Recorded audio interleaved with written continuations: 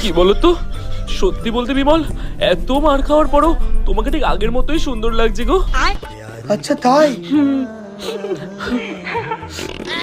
তুমি বলো তোমার কোন গালে রং লাগাবো, এই গালে না এই গালে?